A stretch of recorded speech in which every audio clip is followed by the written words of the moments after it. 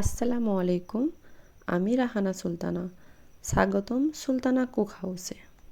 বাংলার রান্নাঘর মানেই শুধু এটা খাবার নয়, একটি গল্প, স্মৃতি ও রান্নাঘরের গরম উষ্ণতা। আর সেই স্মৃতির মধ্যেই আছে এক বিশেষ স্বাদ, আমড়ার আচার। শিশু বয়সে দাদির বাসায় যখন যেতাম, উঠোনে দেখতাম হলদে রঙের পাকা আমড়া বেছানো।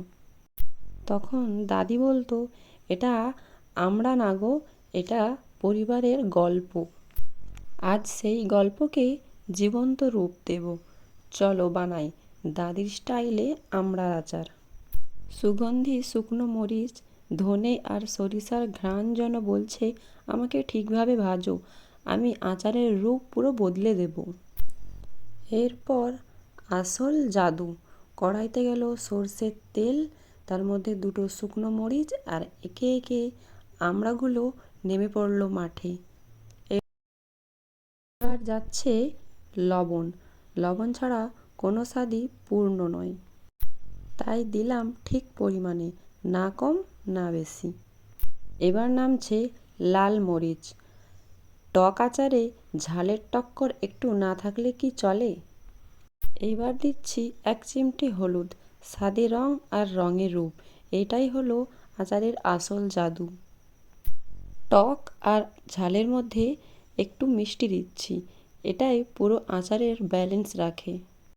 এবারে সব মশলা মিশে যাবে আমড়ার সাথে, যেভাবে পরিবারে সবাই একসাথে মিললে তৈরি হয় সুখের স্বাদ।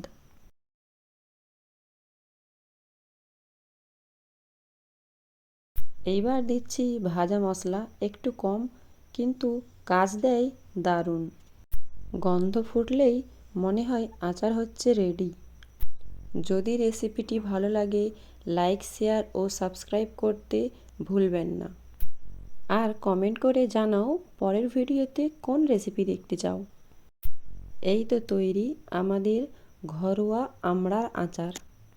1 চামচ খেতেই দেখবে এটা শুধু আচার নয়, এটা হলো শৈশব, পুরনো ঘর, ভালোবাসা আর স্মৃতির নতুন স্বাদ।